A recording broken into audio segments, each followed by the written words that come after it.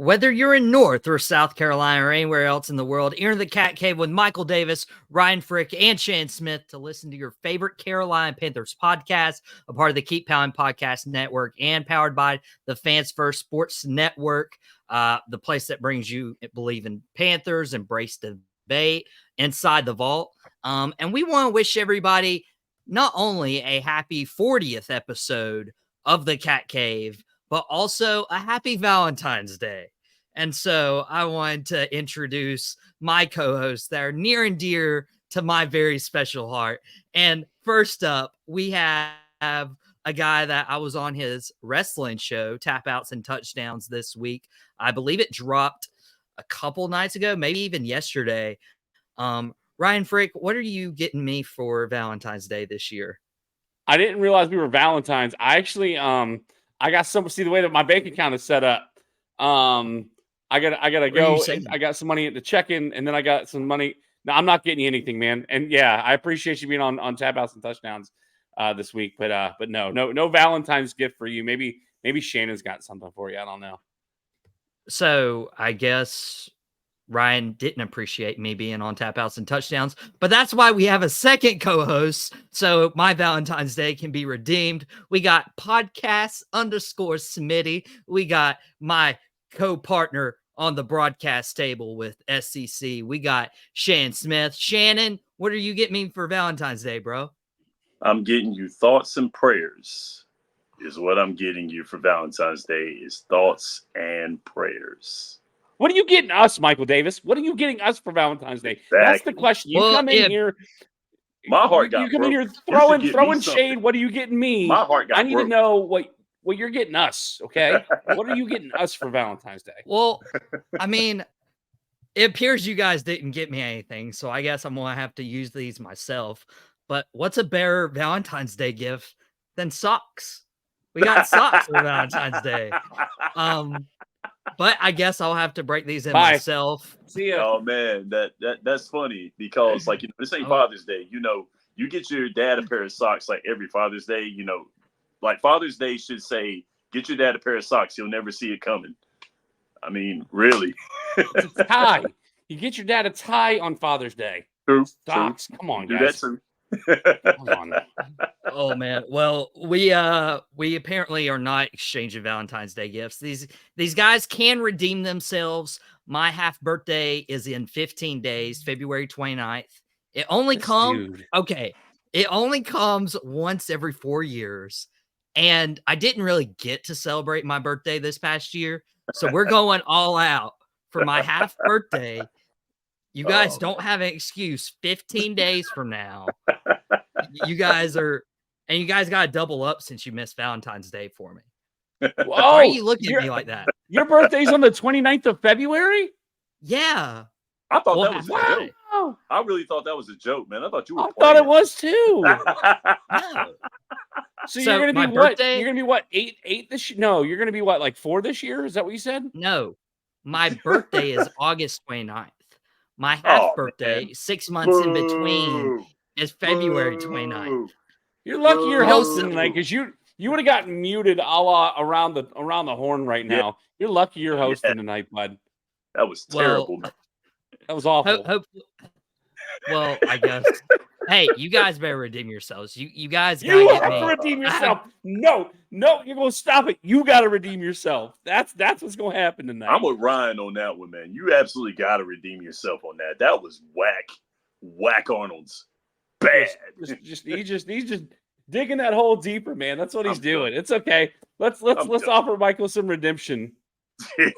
Well, as you guys tried to give me a hard time, I'm not having a hard time because I did get to enjoy Super Bowl Sunday. And of course, this is a Carolina Panthers podcast on Tobacco Road Sports Radio's YouTube channel where our video feed is available. But also, you can listen on Fans First Sports Network, their audio feed. But we had to at least talk about the biggest game in the NFL. A game that the Panthers did not reach, the Cowboys did not reach, the Lions did not reach, but the 49ers did not win. And the 49ers lost in overtime. That's a little hot debate right there. to the Kansas City Chiefs. The Chiefs are the first team since the New England Patriots to go back-to-back, and no NFL team has went for a three-peat. But we want to kind of break down this game first for its like initial purpose, and then we'll start touching on how Carolina get there. Do we have to? We have to. And actually, Shannon, we're going to let you have the first honors to because you're a 49ers fan at heart. You don't have the logo behind you this week.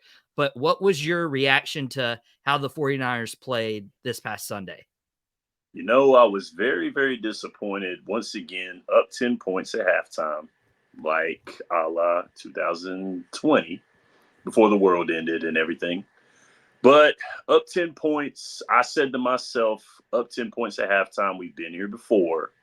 So this is the time to get it right. The 49ers were in the Chiefs' heads that first half. If you were watching that game, you saw that the 49ers were in their heads. They were there.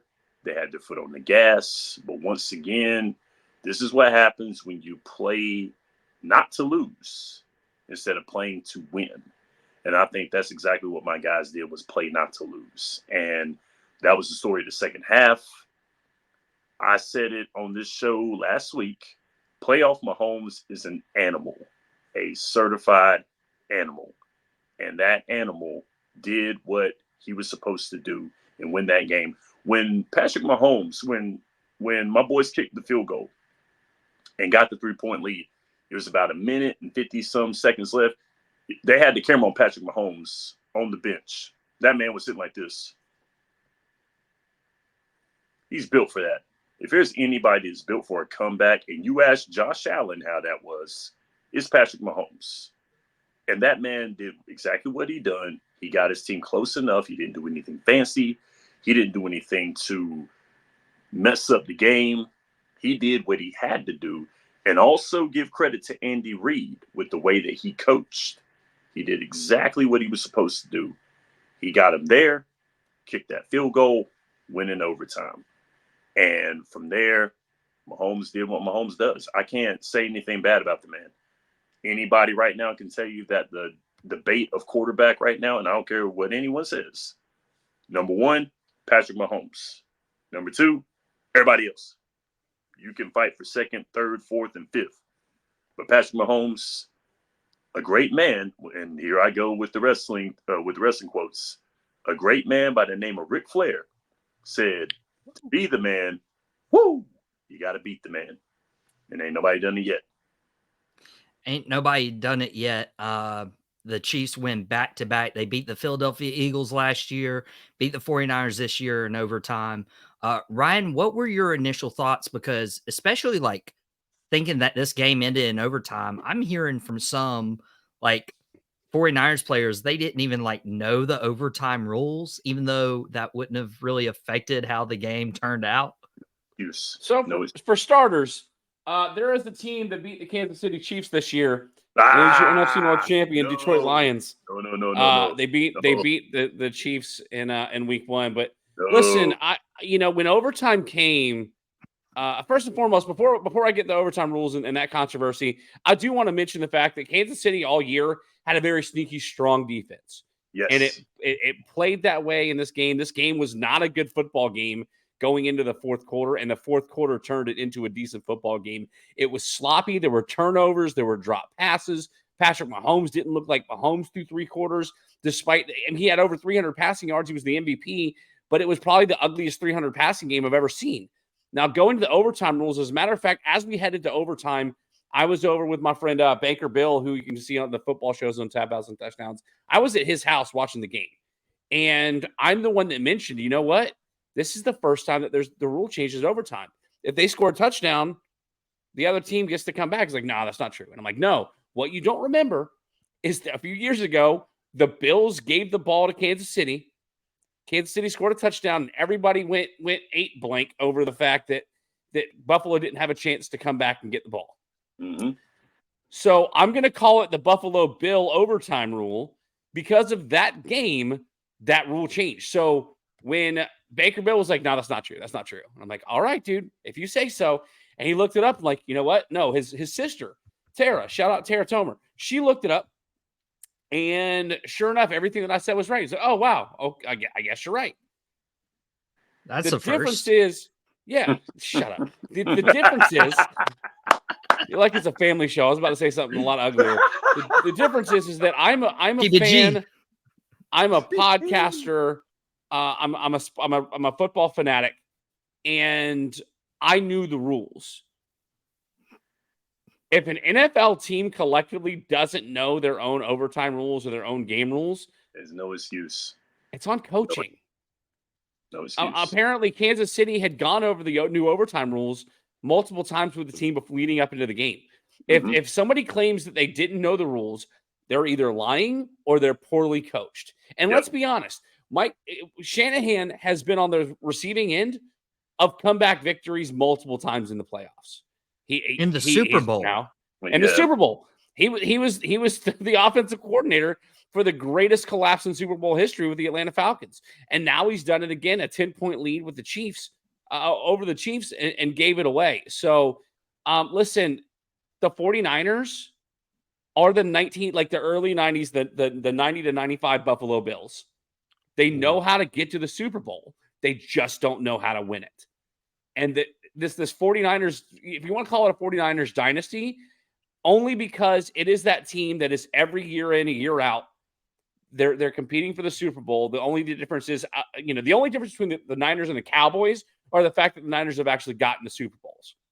But the Niners, sorry, Shannon, the Niners, okay, when push comes to shove, is going to collapse like they did in the Super Bowl.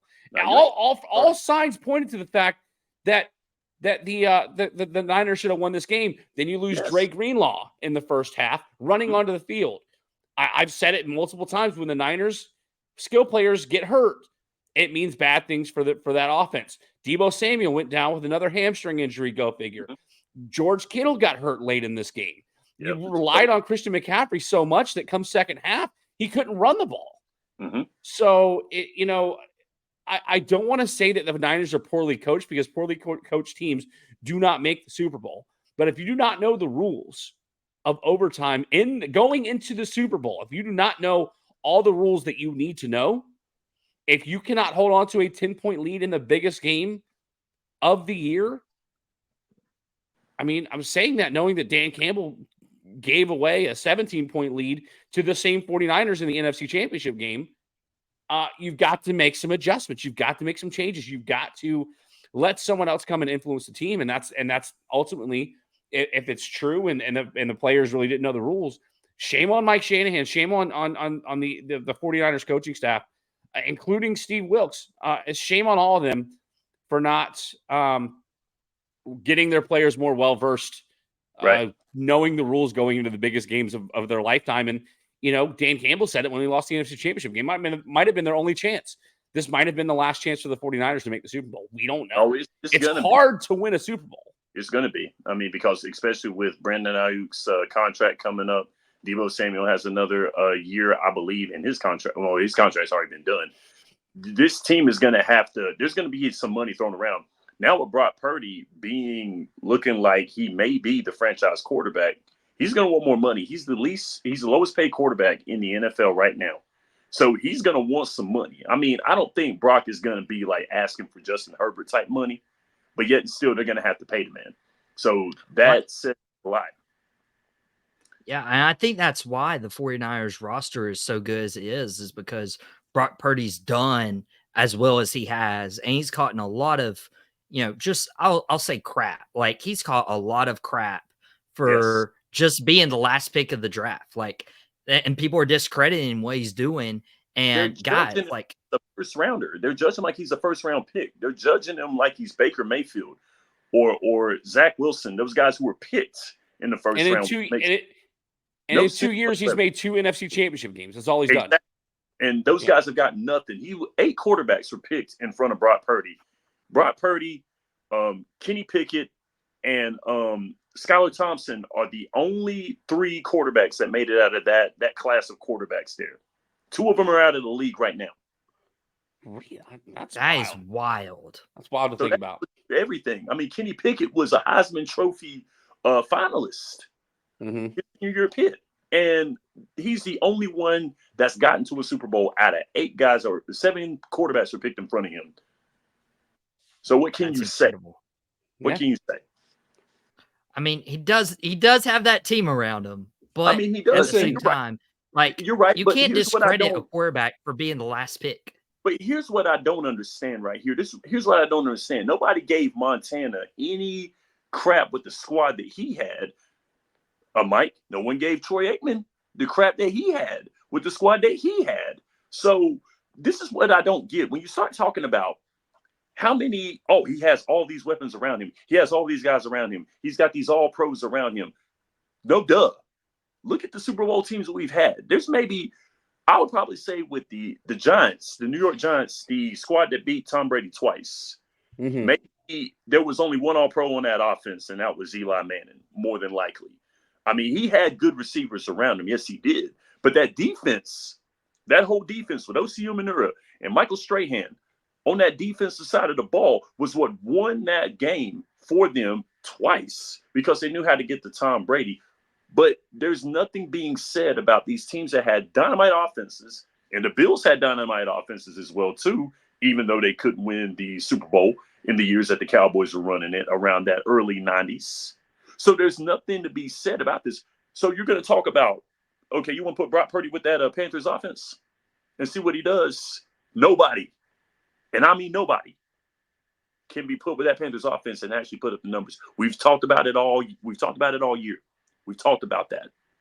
So what do you want to do? Do you want to put him with a squad that is not great, and then you want to complain about him when there's nobody around him? Like we've been complaining about Bryce Young not having anybody around him on this very show. We're having this discussion, but you're going to get a 7th-round guy who exceeded expectations, by the way, beat out a first-rounder that was drafted a year ahead of him.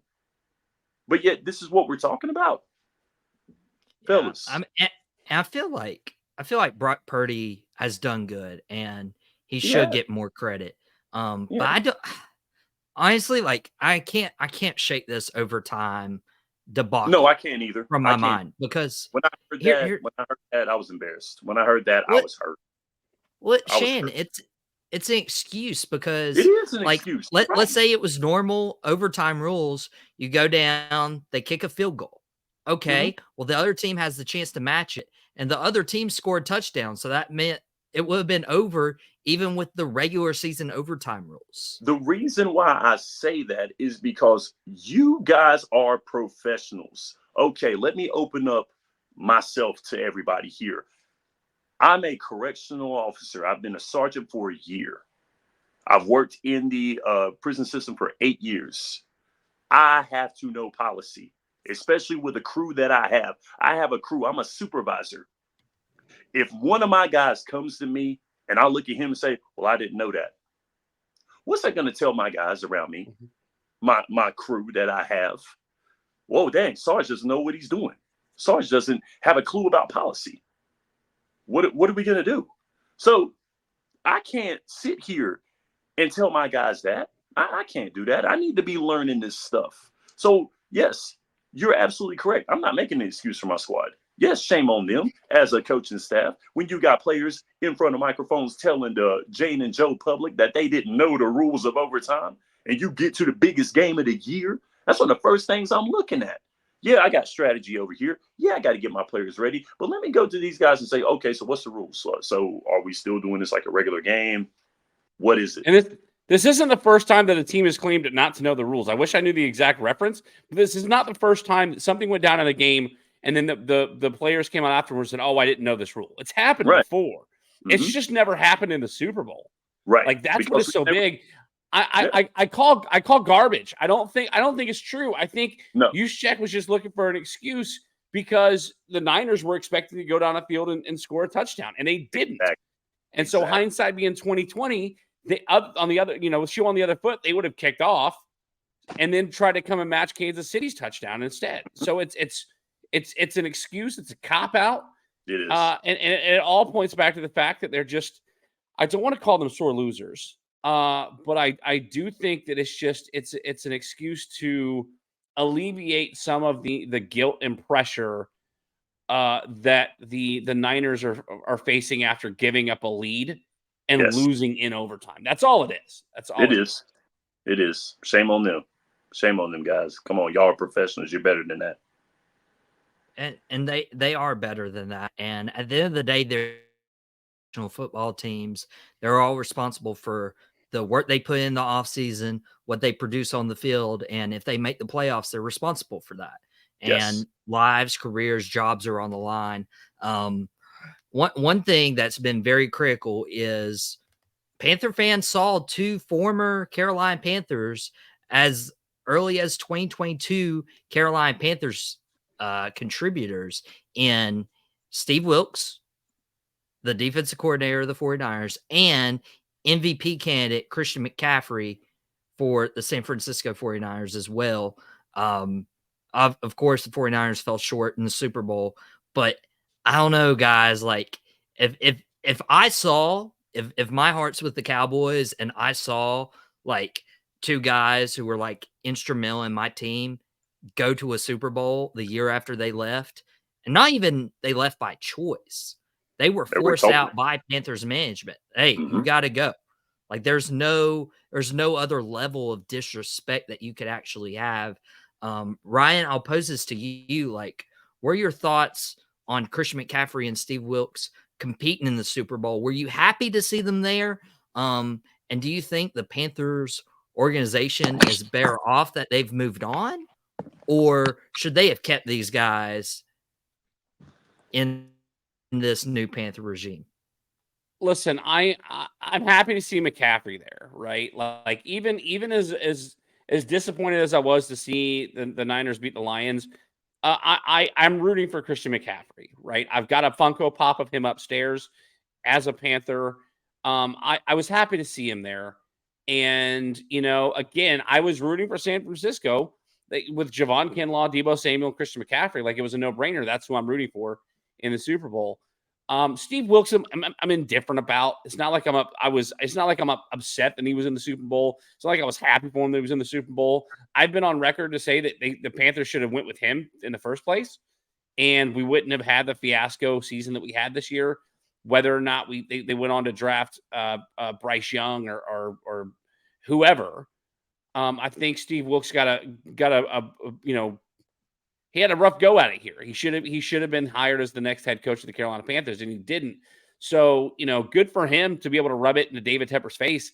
Anytime that you can do that, it's awesome. And to go back to it, with McCaffrey, it wasn't a bad move because they loaded up on draft capital. They were able to put something together so they could have built from it, a la the Detroit Lions. You got to remember the Lions had an extra first round pick this year because of their trade with the Los Angeles Rams that sent Matt Stafford to Los Angeles and brought Jared Goff to Detroit. So they had an extra first-round pick in last year's draft, which afforded them the ability to get both Brian Burns and Jahmyr Gibbs in the first round. So I don't think the Panthers organization's better off without the two of them. Ejiro Evero proved to be a phenomenal defensive coordinator. Yeah, we were bottom of the league in some statistical categories, but he still shows the ability to be able to get there.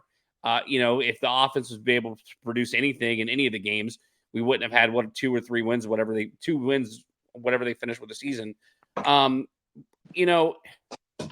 don't think McCaffrey would have made a better contribution than anybody else on the team. Obviously, McCaffrey's better than anybody we have on the roster, but without McCaffrey being traded away, we don't have the draft capital to go get Bryce Young. We don't know what this team looks like. Kudos to at the time Panthers brass to know that we want Christian McCaffrey to have an opportunity to win, and it's not going to happen here because we're too incompetent to get it right. So kudos to both he and Steve Wilks for making the Super Bowl as former Panthers, because they both deserved better in Carolina. And who knows, maybe Christian McCaffrey will get a ring at some point if the Niners can just get out of their own way when it comes to the postseason. And especially with the shelf life for running backs. McCaffrey did get to play in a Super Bowl. Once again, the 49ers fell short, but we have just a couple minutes left here in the Cat Cave, but I would be remiss without mentioning that the Carolina Panthers Super Bowl odds came out this week. Carolina Panthers have the worst odds to reach the Super Bowl and win the Super Bowl next year. I'm going to read it on the bottom ticker. It's plus 25000. I had to break it down so Ryan could understand. Plus 25000. This dude. All right. 25,000. Okay. Just had to break it down. We only have a couple minutes left, so Bully Ryan can't come out. But I'm going to pose this to Shan in a quick summary. Is it fair or unfair that Carolina has the worst odds to reach the Super Bowl, or is there a team out there that deserves that that unfortunate circumstance? Sadly, numbers do not lie. The Carolina Panthers are absolutely supposed to be at the very bottom. I hate it with a passion. I really do. I would love for a team from the NFC West that's not San Francisco to be down there because of my affinity and my hate for the NFC West. I don't even want the Cowboys down there. I really don't. But you got to look at it like that. Numbers are numbers, and it is what it is. The way the Panthers played this year and the way that it was, you got to look at them and see. I know that this is based off of what we just saw this year, and we don't know what free agency and the draft have to do with anything because things can change in a matter of months. But as of right now, the Panthers should be at the very bottom. Yes, they should, sadly. Ryan, do you feel the same way? They deserve the distinction. I'm trying to do the math on my own. If plus 25,000 means if I bet $1, then I'll win $25,000. Because that's the case, I'm gonna go put $1 on the Panthers next year. I'm losing $1 and I win 25 grand, dude. I'm there, but of course they deserve distinction. That distinction. They're the worst team in the NFL this year. They don't have a first-round pick. They're not going to get much better next year. I mean, this is a 3 to 4 year build, a la what the Lions have done with Dan Campbell. It is not going to be anytime soon that the Panthers are going to get any better. And the unfortunate part about it is, if 2 years from now we come to the realization that Bryce Young was the wrong pick, then it's going to be even longer before the Panthers are going to be any competition for the NFC South, much less the Super Bowl. It's they deserve it. It's completely fair. There's not a team. There's not an organ. This pains me to say, because all the ragging that I've done on the Browns, the Texans, the Raiders over the years, the Panthers are the worst organization in the NFL right now. Mm-hmm. And there's one person to thank for it. And I'm getting to the point where I don't want to say his name anymore because, like Beetlejuice, he's going to show up. I'd love for him to be on the show, but David Tepper loves to deflect and not answer questions about how inept he is to running this franchise, despite doubling the value of the team. The difference is that if you go to the grocery store, everything costs twice as much. So what has he really done with the Panthers other than take advantage of crippling debt and national inflation? He's doing like Jed York did to us after my guys won the Super Bowl. After 2012, my guys terrible. Went through 3 coaches. In 2016, y'all actually lost the Super Bowl. Just saying. FYI. Yeah, y'all lost the Super Bowl again that year.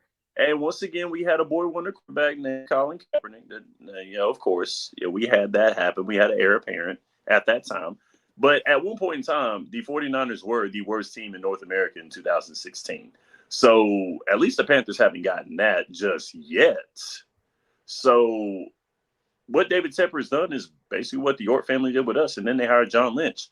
Hopefully, this hire of Dan Morgan is going to do something for the Panthers, because this can't get any worse before it gets better. But like what Ron said, if Bryce Young is proven to be the pick that they shouldn't have went with, if CJ Stroud has another great year like he did this year where he exceeded expectations, then we're really going to be in a pickle. We're going to be doing the cat cave. We're going to be older, and we're going to be sitting back here like, why did we make this pick? Real quick, before you go on, you said it couldn't get any worse. The 0-16 Lions would like to have a word. Please, Michael, go. I mean, I was about to say there was the only way direction they could go is up because they are the worst team in the NFL last year. The 2-14 49ers would like a word with you as well, too, with Chip Kelly as our dadgum coach. He was garbage. Oh, man. I loved Chip Kelly when he was in Philly. He was garbage. But Atlanta might be that team next year. New England might be that team next year. We're going to have a fun-filled offseason for you in the Cat Cave. The Super Bowl may have been this past Sunday. We may have about 6 months away from football, but there's always content. We're going to break down some division teams. We're going to break down what the Panthers need to do in free agency, the draft. And then before you know it, we'll be back in training camp. But until next week, you can exit the Cat Cave, but you can listen to more content by myself, Ryan Frick, and Shane Smith on Tobacco Road Sports Radio's YouTube channel, and more Carolina-centric podcasts on the Keep Pound Podcast Network, powered by the Fans First Sports Network. We will see you all in the Cat Cave next week.